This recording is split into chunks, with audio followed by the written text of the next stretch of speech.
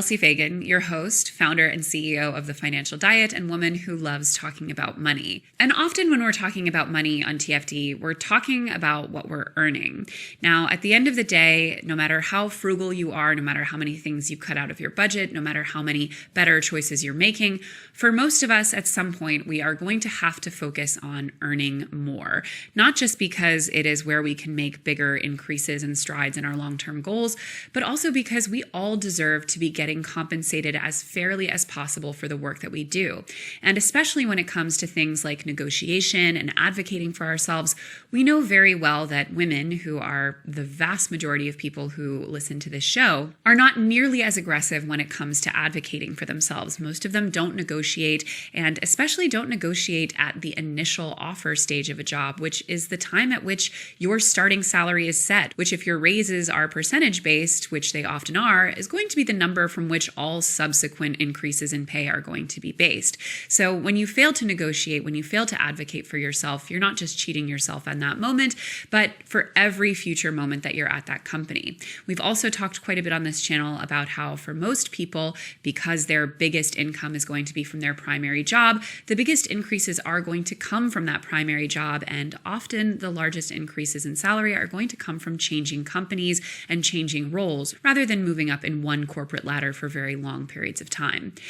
But there's a lot more nuance when it comes to how to navigate our careers, how to navigate HR as a company, how to work with other people, how to deal with other people who, quite frankly, are kind of difficult to work with, and basically just strategize our careers in a way that makes them not just as lucrative as possible for us, but also as sustainable, as enjoyable, as fulfilling. My guest today is someone who used to be a startup executive and has been at all different places in the career ladder, but who decided that she was just tired of making money for old rich white dudes, as she put it, and decided to leave to become a professional career strategist and YouTuber who helps women, and really anyone who wants to tune in, but mostly women, learn how to do all of the things I just talked about and more in their own careers. Without further ado, I'm so excited to welcome today's guest, Jennifer Brick. I'm so excited to be here. Thank you for having me. I'm so excited to have you. Thanks to Quility for supporting the Financial Confessions. Get life insurance in 10 minutes or less. To learn the who, what's, and why of life insurance, visit Quility.com/TFC. I'd like to thank Nutrafol for supporting TFC. Nutrafol is the #1 dermatologist-recommended hair growth supplement. You can grow thicker, healthier hair and support TFC by going to Nutrafol.com and entering the promo code TFC to save $10 off your first month subscription plus free shipping on every order.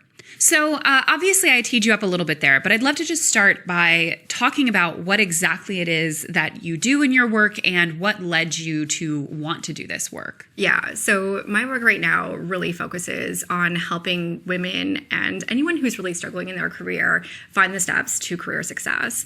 And it was inspired by my own journey. I moved to New York 12 years ago, and I have a degree in criminology from a no-name university up in Canada. So I didn't have a lot of the things that most New York people have.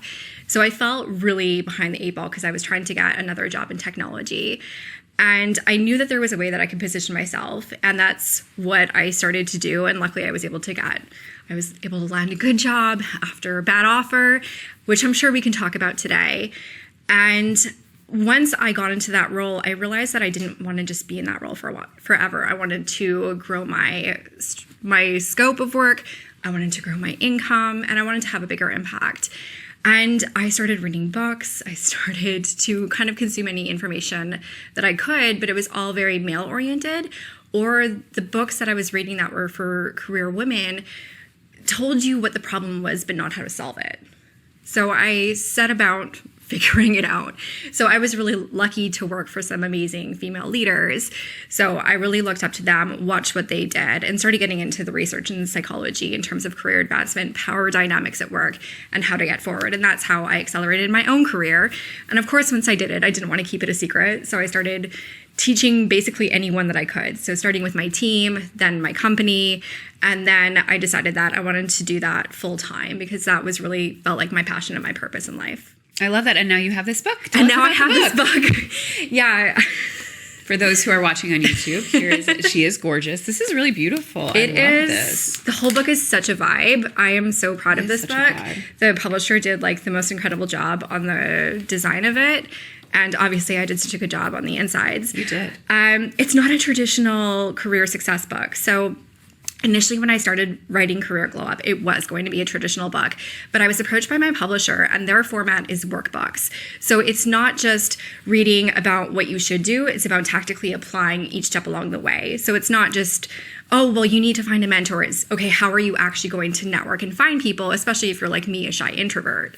So you wrote the book. Mm-hmm. You wrote the book. You have this YouTube channel that now has well over 100,000 subscribers. Yeah. And, you're talking about, for example, in the subtitle of your book, you say owning your ambition. Now, something that we kind of talk about a lot at TFD, we've done a fair amount of content on like the downfall of the girl boss era. Yes. And a lot of the figureheads of that era who turned out to be somewhere on the spectrum of scammer, ranging from just like very bad boss to like serving 7 years in federal prison. Mm-hmm. And I think for a lot of people, and to some extent myself included, these messages that heavily center around ambition and forward movement can feel like my hackles go up in terms of how do we separate out creating a career that is healthy and sustainable and feels good for us and meets our needs with becoming overly defined by our careers, which I think is often the trap that the previous iteration of career-oriented feminism fell into. Yeah, I think one of the fundamental problems with kind of the girl boss era was that it was really based on meeting patriarchal standards as a woman at work. So it was adopting what was working for men and blending in with the boys club as opposed to infiltrating the boys club and then taking it down. Yeah. And I think that a lot of the power that was acquired in the girl boss era was soft power as opposed to hard power. So it relied on the sanctioning and the enablement of men as opposed to that woman being fully embodied in her power. Again, going back to the leaders that I had early in my career, I was so lucky to have women that were strong feminine leaders and definitely not of the kind of girl boss philosophies. I think that when we are thinking about ambition, it's not something that has been categorized as a feminine trait to have. Like, nice girls don't want to push people down. Nice girls don't want to play the game. The thing is I think that is based on a misconception of the game doesn't need to be harsh. The game doesn't need to be you against other people. The game should be lifting other people up along with you. Right. And I think that's where power really does come from. We did a video recently on the Tuesday show where we do more like video essay type stuff. Mm-hmm. About the Gen Z obsession with being a trophy girlfriend. Yes. And a stay-at-home, I guess just person, because you're neither a wife nor a mother in a lot of these scenarios, a stay-at-home girly. But we kind of talked in that video about how, are you a millennial?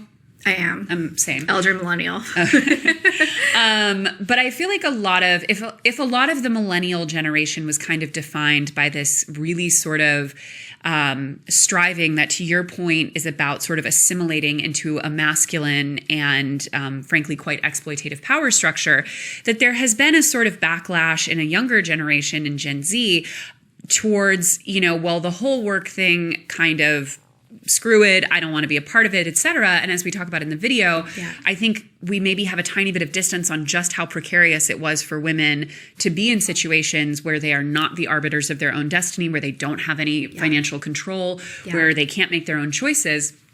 So obviously there's a middle ground, but my thinking also in creating that video was like, whether or not you are very career oriented, most people will have to work to some extent, and you want to be more intentional about it. So if someone, and a lot of the questions that we got for you kind of fit into this, if someone leans more toward the, I don't feel very career oriented, this doesn't light me up, so to speak, like, what are the strategies that you suggest where people can be more intentional with their career while not letting it take over their lives? Yeah, no, and not your life defined by your work is something that's really important to me personally, because I've been on the other side of it and experienced the burnout that comes and kind of the discombobulation when the work goes away, because that's something that's happening to a lot of people right now as well. So I think that it has to start with getting clarity about what do you actually want your life to look like. And I think that so often when we think about career, we're thinking about your career, your paycheck, what that looks like, as opposed to how it fits into your whole entire life. And I think that if you back up, and with the trend of like the stay-at-home girlfriends and things like that, is the ambition to actually want to not have any financial resources of your own and to be reliant on others? And I think for those people, a lot of them would answer no, right? That's probably why they're creating content and trying to monetize it. But I think getting into what do you actually want your life to look like, and what do you actually want out of your career? Because your career needs to align with your interests. It needs to align with your talents. It needs to be things that maybe you don't love going to work every day. Like, I think that this concept of, follow your passion and you'll never work a day in your life, that's just not true, because I love my job and I don't want to work every day. And I've never wanted to work every day. But like most days I wake up and I don't hate my job. And if I wake up every day hating my job, then I need to look at, is this a job for me? Is it that I need to change companies because I'm being mistreated, or I don't have the right balance or the right support, or I'm not getting what I actually want out of the work element of my life? Or do I need to change career tracks to do something that is going to be more fulfilling, whether that's personally fulfilling, financially fulfilling, which is something I feel like gets villainized a lot as well. Or is there something else that I'm looking for in that? Yeah. And in terms of, you, as you said, like, I feel the same way. Like, I do love what I do. And I currently have 2 projects and I'm working 7 days a week, which is the most unpleasant thing I've ever experienced. I was joking with my friend today. I always feel like, that feeling when you haven't slept and you're walking around and everything kind of feels like 2-dimensional and you're it's sort of like unable to perceive time and space a little bit. Like I kind of always feel like that. Yeah. And it's very temporary. So I'm like powering through. It's fine. But there is there are a lot of people who, not because they're doing 2 projects, not because it's a passion for them, not because they want to, are working like crazy. Yeah. I mean, a lot of the people that we work with, outside clients and third parties and things, they'll send us emails at 11 p.m. at night. Mm-hmm. We obviously don't answer them at that time. Yeah. But a lot of people, I think, are working in a way that cannibalizes their life, and they feel that it's necessary to work in that way in order to succeed. Can you talk about some pragmatic ways that you set boundaries in your work and that you recommend that other people do? Yes. Oh, okay. So I have the best challenge, and I've brought so many people through this, and what happens on the other side of it is always shocking. So most of the people that I work with and have worked with in the past are working between 60 and 80 hours a week when they first meet me. Wow. And that's a lot. That's not sustainable. Like, that's not something, maybe temporary. If it's something that you're choosing to do, you can do. Like, that's your decision. But you don't want to be doing that for years and years and years as you theoretically pay some dues. When you're responding to emails at 11 p.m., though, what happens when you stop? Right. And the answer is usually you don't get an email in response, and nobody is mad at it. Now, if someone is mad about it, then we have another situation, and then we need to start talking about, are you in the right work environment, and do they have the right expectations of their employees? Because we know that there's a lot of toxic work environments and exploitation that does happen, especially with young professionals. But I think that's one thing that I always challenge people when they say, well, I have to work these many hours, I have to be on email. I'm like, but what happens when you stop? And usually when they actually stop, the solution is nothing. I also think because we are connected to our devices, your work email is always in your hand, right? And so you need to set some digital boundaries. I'm such an advocate for it, and I'm working on it myself. Time away from your phone. Like, put your phone away, put it in your bag, put it in a drawer, leave it in another room, and make sure that you have time and space. But also setting expectations of, I don't answer work emails after, say, 8 p.m. And just abiding to that rule unless it was like a genuine emergency, which needed to be handled, which for most of us, things could wait until the morning. Might not always feel that way.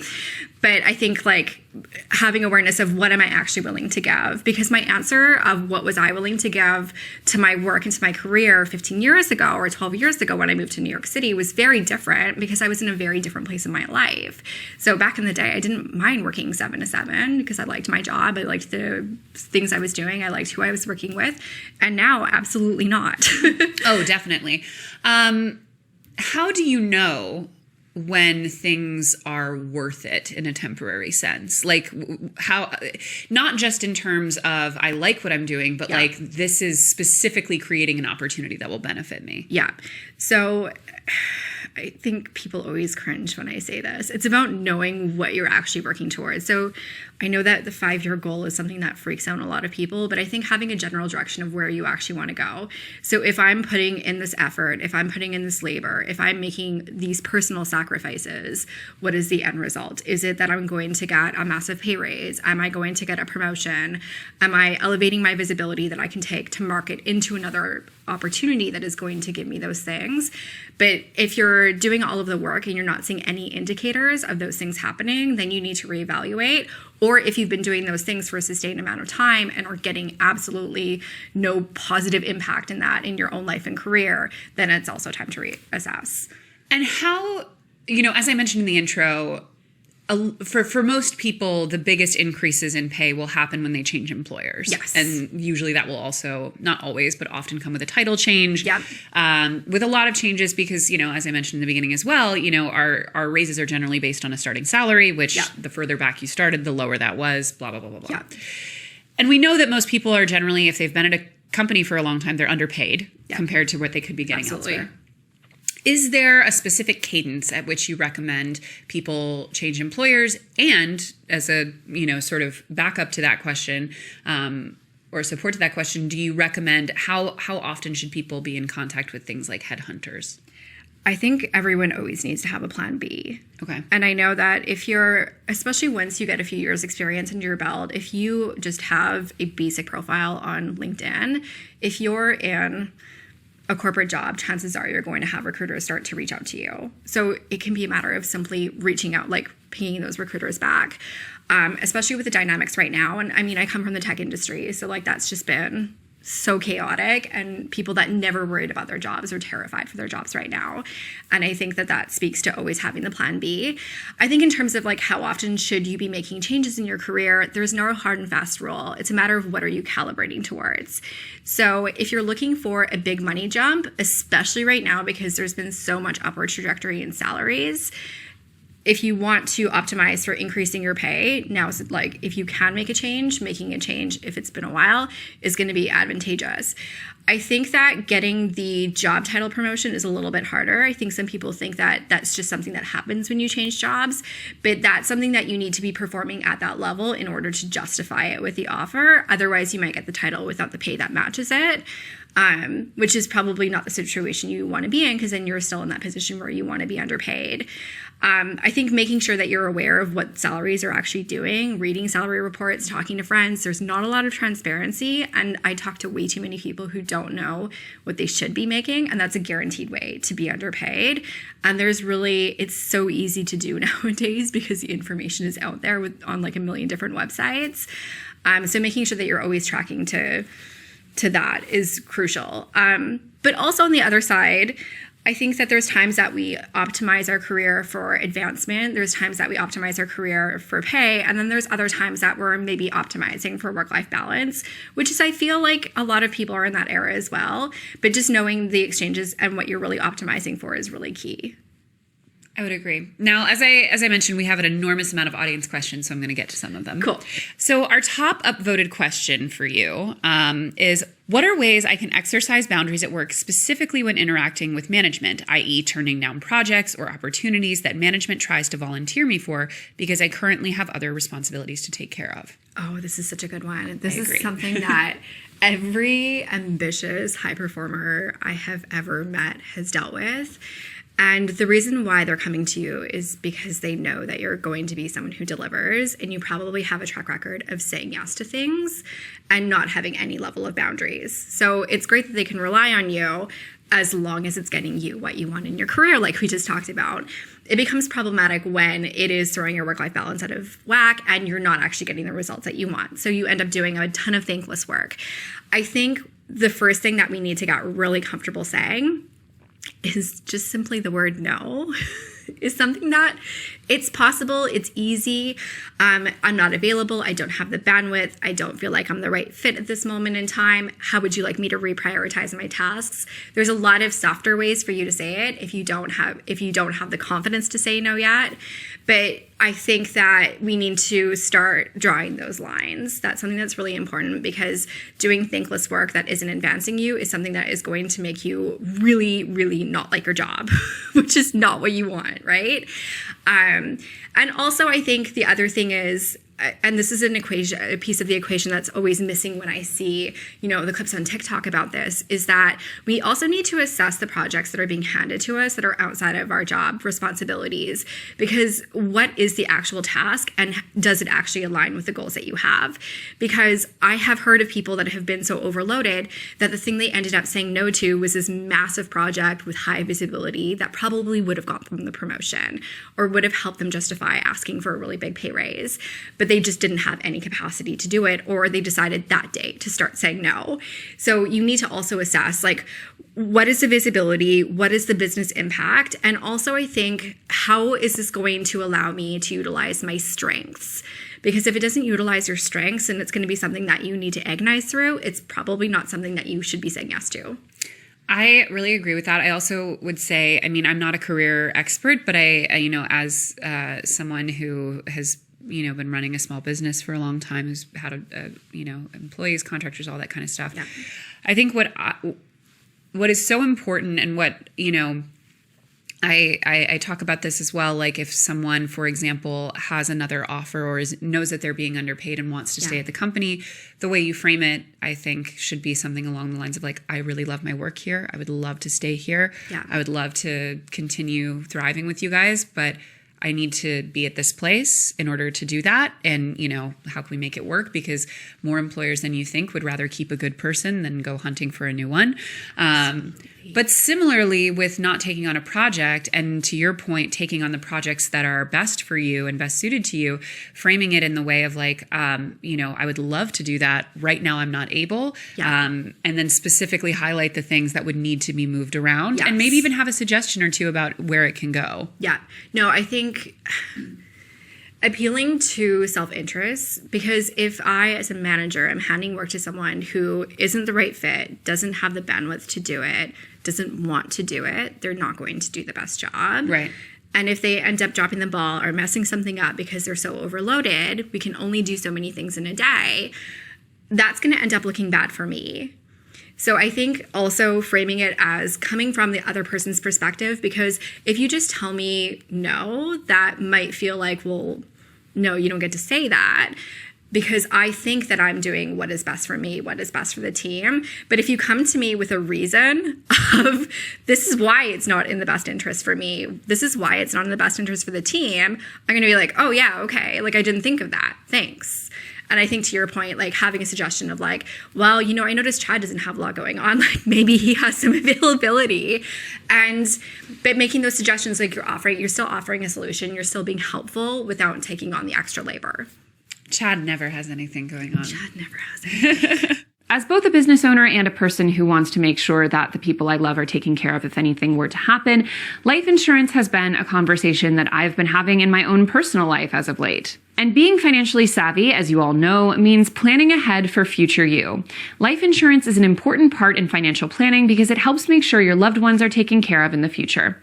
If you know life insurance is an important investment but are not sure where to start, Quility has you covered. Quility offers a completely digital quoting and purchasing experience with various 101 guides to guide you through the process.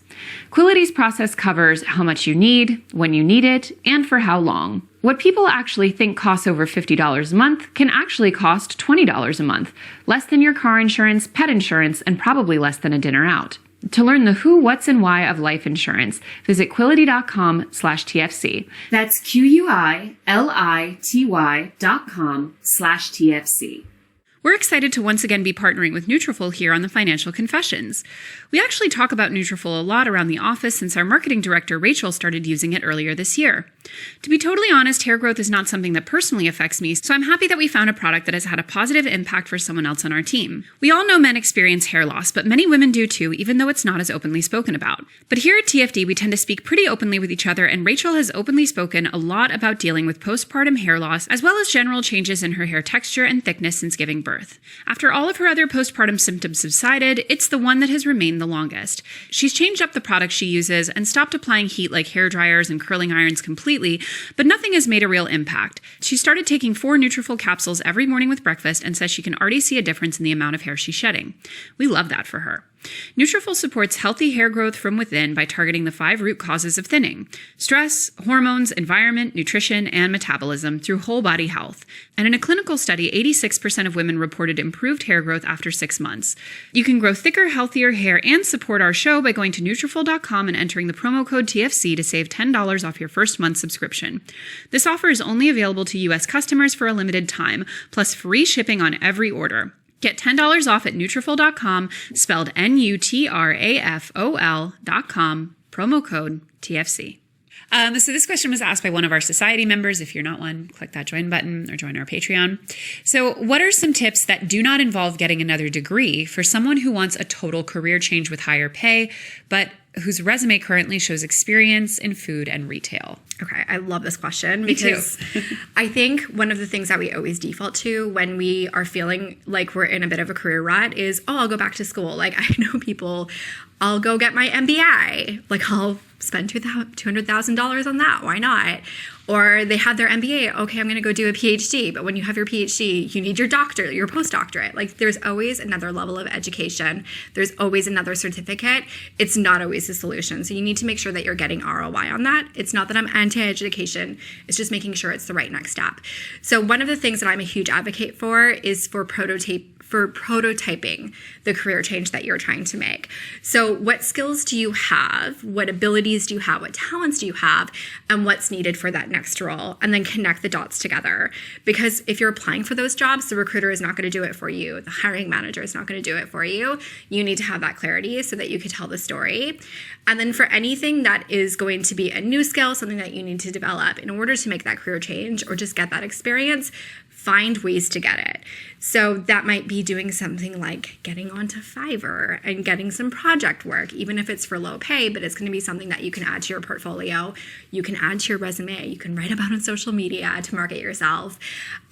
Is there ways that you can do it in the role that you're in now is something that a lot of people also underestimate, because especially if you're working at a bigger company, there's often ways that you can collaborate and volunteer some time for other teams if you have the bandwidth to do so. So getting creative in order to get the experience before you have the official title. I love that. And I also think, people often will be very, and rightfully so, right? Like, be very reticent to take on things for low or no pay in the interest of advancing their career. And I'm always careful when I talk about this because, we above all advocate for, fair compensation, for labor rights, all that stuff. Yes. And working for free, like internships should be illegal. Unpaid internships should be illegal. Like, I think that they should not exist. However, I would be lying if I said that doing a lot of free or little pay work throughout my career didn't enable me to do an enormous amount of things that later paid dividends. And I will say that if you are specifically considering graduate school or any kind of degree as an option, just financially speaking, you may be much, much better served finding ways that you could work for free rather than work, which grad school is, putting yourself in massive debt. Yes. Like the number of people I even just know personally who started law school and then dropped out of it and now are carrying near 6 figures in debt for like a year or two of I was a near miss. I was going to go to law school and decided right before, I was like, this is actually not the career for me. And thankfully didn't set any money on fire doing that. But I think that this is such a good point because you have to do the math of what's the cost of the degree that I'm going to get in lieu of the experience versus the cost of not getting top dollar to get the experience directly instead. Oh, yeah. Because, sorry. Especially in the States, like I'm from Canada, school was much more affordable than it is here. It was possible to graduate without enormous amounts of student debt. But it is so expensive here. And it is so, if you're graduating with, $100,000, $200,000 of debt in order to get that job, if you could have got it in the first place, you're saving yourself so much burden in terms of stress, financial insecurity potentially, as you like are going to have to be paying those loans off. Oh, 1,000%, especially if, as is often the case, you don't even finish the degree, which many people do not in grad school. And I also think like we live in an era now where like all of Harvard's curriculum is like available for free on the internet. Yeah. Like you can, if the point is enrichment and education, which I think is a completely valid pursuit, you no longer have to pay to do that nearly in the same way that you used to. Information and education is more accessible than ever. And while there are certain jobs that gatekeep in an extremely tight way about certain qualifications and certifications, some more legitimately than others. Like obviously you want your doctor to have their MD and have done all their residency and everything. But you don't need a specific degree to be in business 99% of the time. Most of those jobs, and by the way, like after a few years, they don't even look at your degree anymore. They don't care. If they do, it's not really relevant. Yeah, and if they do, to some extent, that's a red flag. That's a red flag for that employer that you're, 30 plus years old and they're like, where did you go to undergrad? I had an executive level interview that they asked me about my GPA and club participation in university. I'm like, I went to school in Canada, GPA here, but we didn't have clubs, we didn't have fraternities, anything like that. And I'm not sure how relevant that is to the conversation right now. Like my degree was in criminology and I was in tech. I make it a personal point to never check anyone's education credentials because I don't have a degree. So I feel like it would be unfair of me to judge that on other people, for other people. But I will say I'm honestly in some ways more impressed by people who are less educationally qualified for what they're doing. They're just like really, because above all else, that means they're very good at learning and adapting and absorbing information. Yeah, no. And I think there's so many workarounds. Like it was definitely a bit of a complex for me when I arrived here because I felt like everyone went to like some fancy university. There's so many Ivy League graduates, especially in the tech industry. So many people had their MBAs. And I, again, had none of it, but you just figure out a way because the knowledge that you're going to gain in those institutions is the same. You can get it online for free. The networks can be very powerful, but you can still network without going to school. You can still build relationships without having to make such a large investment. And what was wild to me was that a few years into my work here, and I had been promoted a few times, but we started hiring, like as my team was growing, we were hiring people and everyone had a master's degree or a PhD. And again, all of these fancy schools. And I was like, well, I don't have any of that. So, it was interesting because at a certain point I was working for the biggest SaaS company in the world, but I didn't on paper have the qualifications. And the people that I was hiring, like on paper, had much more, but there were so many things that I knew how to bring to the table in terms of the strengths that I did have in lieu of those things. And then having the ability to I think personal branding is something that is a great way to overcome a lot of that. And I know that personal branding is something that makes a lot of people roll their eyes. But if your name is out there just in your professional industry, people get to know you. You start to build, and especially when there's certain needs of like, okay, you're the person who can do this thing. And the more that you can make that unique to you, I really feel like more opportunities, like doors start to swing open. I agree. And I also think that an underexplored phenomenon is how often the things, not just the things that you're taught, but the ways that you're taught to operate in an academic setting are the opposite of the way you need to operate in a professional setting. Not always, but a lot of times, because academia is a very specific space it's extremely hierarchical. It's extremely, It's extremely process oriented in the sense of like you have to do a large amount of very specific things to someone else's standards and things have to be done in a very specific way. There are an enormous amount of structures around everything you do. Whereas often in business, it is in fact can be often totally irrelevant how things get done. The important thing is just doing them and being more effective and more efficient, and more sort of dynamic in your collaboration and in the way you operate, not cutting corners per se, but finding more clever ways to do things that don't adhere to a set structure of how things are done, which is often the opposite of what people learn in academia. Yeah, absolutely. And I think that there is this big disconnect. And I think it's one of the stories, I think it's one of the myths, especially in terms of career success, is that academically, when you work hard, when you're a high performer, you're going to get good grades. Your good grades will get you into the school that you want, the program that you want, and maybe it's even going to get you the first job that you want. But once you get into that first job, being a hardworking high performer is now something that's going to open you up to being over leveraged at work, overworking yourself.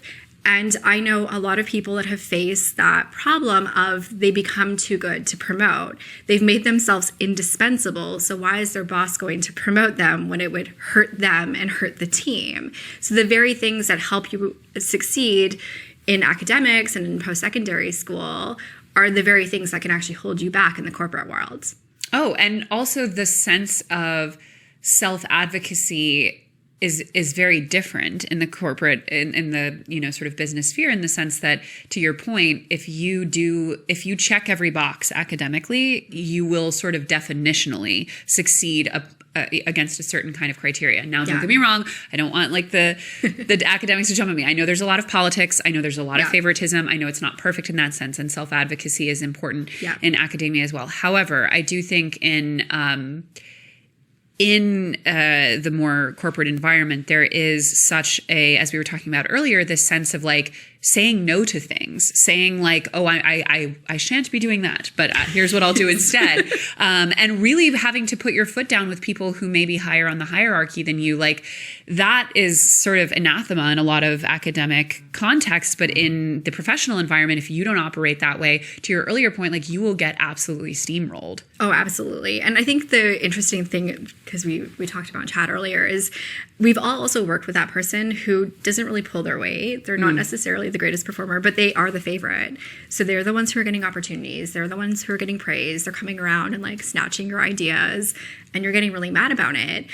But instead of getting really mad about it, what we actually need to do is we need to look to what can we actually learn from Chad and what can we take from him to leverage for ourselves. And it's not that I advocate for being lazy or anything like that. Like I kind of put it like that on YouTube because, you kind of have to play to the algorithm in that regard.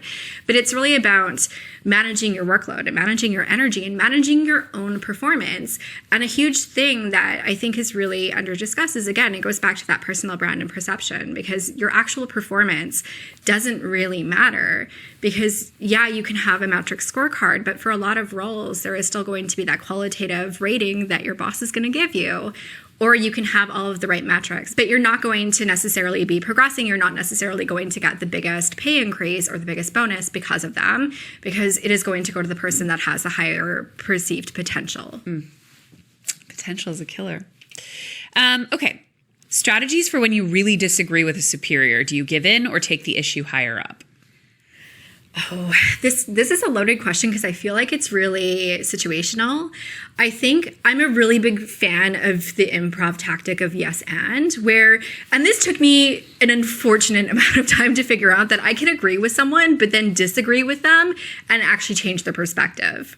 So if I disagree with something that my boss is telling me, like, you need to go and have this conversation with this client, but I know that client's going to get really, really mad and we're going to have all sorts of issues, I can say yes.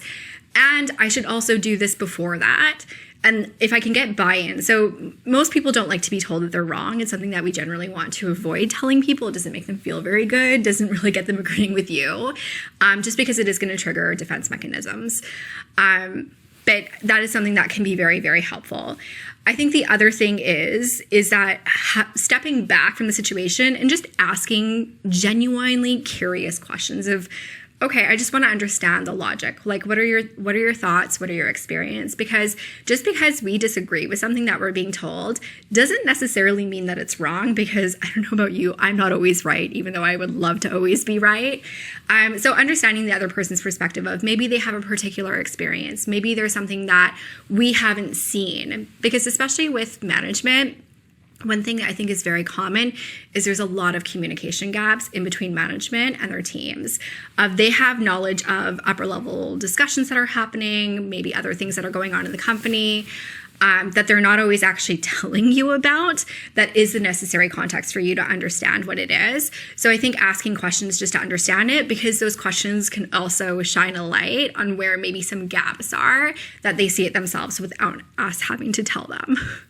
Totally. And I also think, I mean, it's important that everyone kind of do the calculation in their own work environment of the fine line between what is a normal amount of hierarchy and authority in a work environment and what is toxic and what is like, I just have a genuinely bad boss who's like not capable of taking feedback, who, you know, is a dictator, et cetera, et cetera. And so I would be interested if you have any kind of lines that you would draw in terms of like, this is okay, this is not.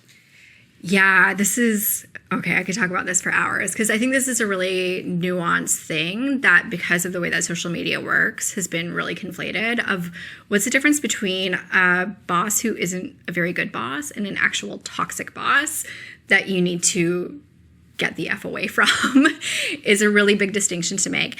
And I think for that, there's a couple of things that really come into play. So first of all, is this boss trying to support you, or are they trying to get in your way? Because a toxic manager is not actually trying to help you. They are trying to make your life a lot harder, whether that's giving you permission to take the day off, listening when you say no without having the authoritative conversation that can follow that with a toxic manager, or even, you know, just helping you with your professional development and giving you the resources, space, mentorship, whatever it is that you need that they can actually help with. So that's one big distinction. The next is going to be, how do they help you when you do have a problem? Do they approach you with shame? Do they approach you with blame? Or do they help you try to problem solve without judgment? This is a really big one. I know some bad managers have a hard time with that, but it is something that generally, even if it is the initial reaction, they will go into solution mode, versus a toxic manager is just going to be, this is all your fault. You caused all these problems. And it's going to be something that kind of sticks within the conversation. But then I think the main two are autonomy and trust. And I say those ones together because they really are mutually, they're a symbiotic relationship. You can't have autonomy in your job if you don't have trust within your job. And I think that a toxic environment ultimately is a low trust environment. It's where people don't trust each other. It's where they don't trust themselves, and they don't feel like they can be trusted to do their best work. And that's where a lot of very negative experiences and behaviors are manifesting from.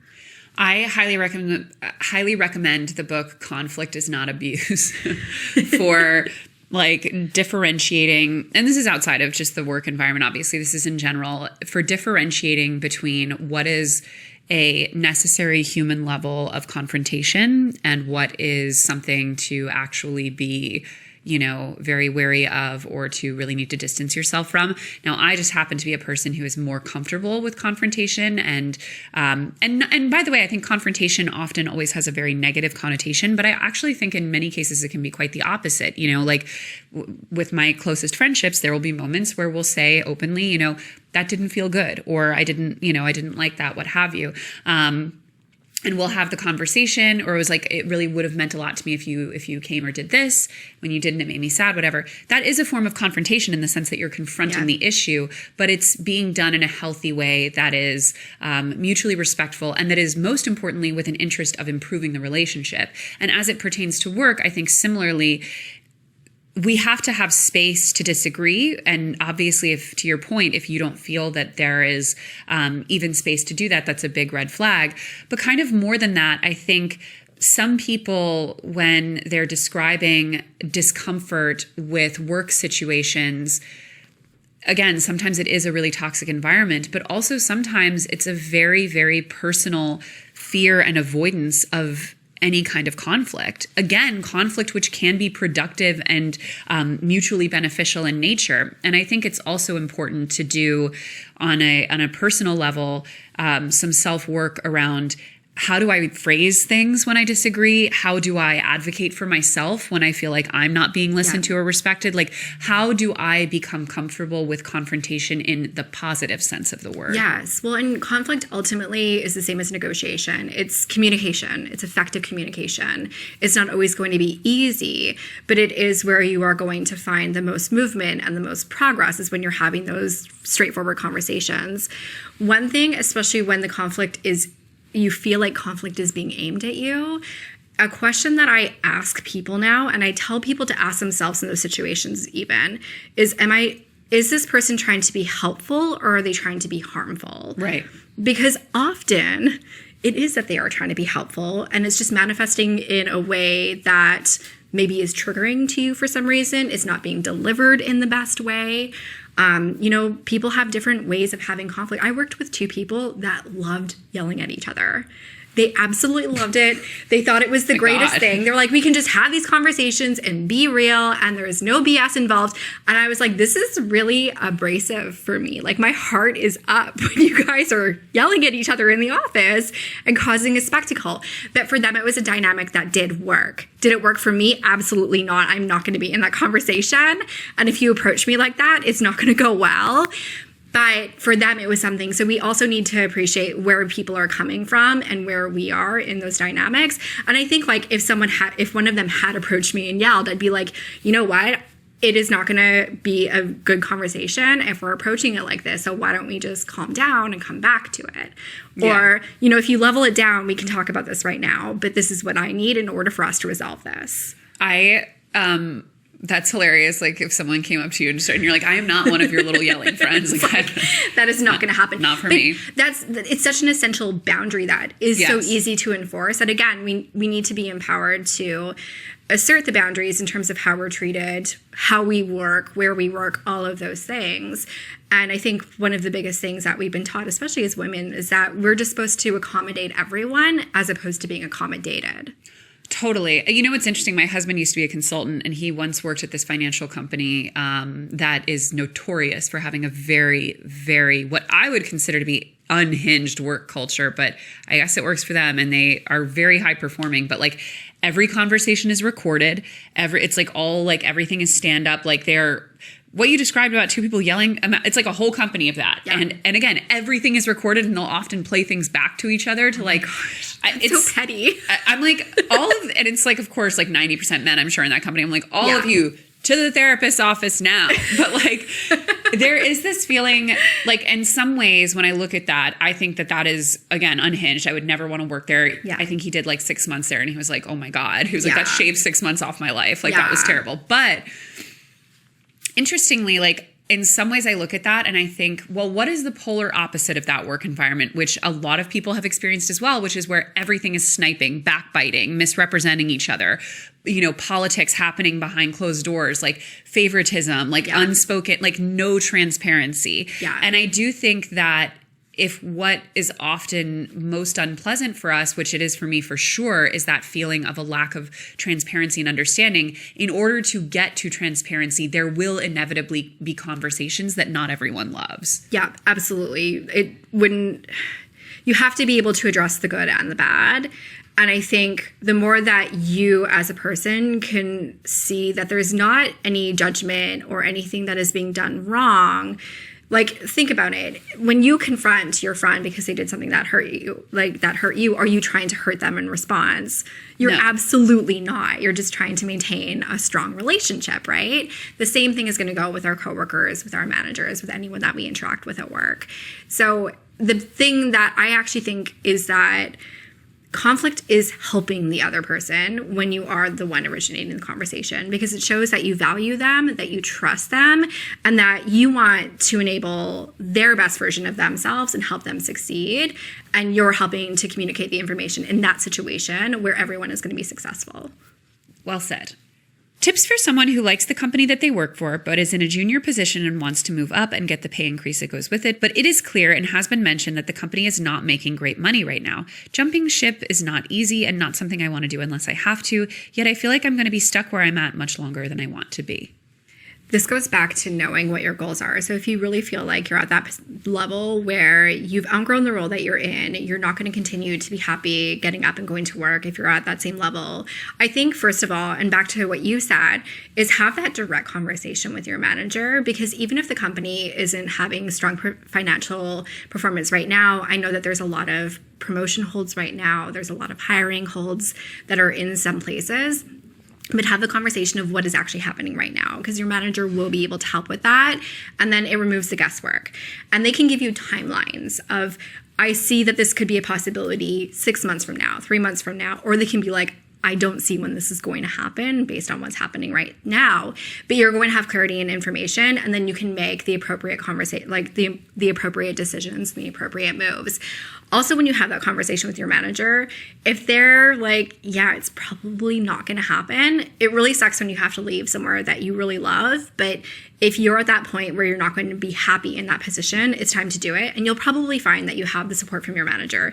If they're not able to meet your needs and get you to that next level when they know that you're ready for it, they might be able to make introductions, make referrals, or just be a reference point for you to get to that next level elsewhere.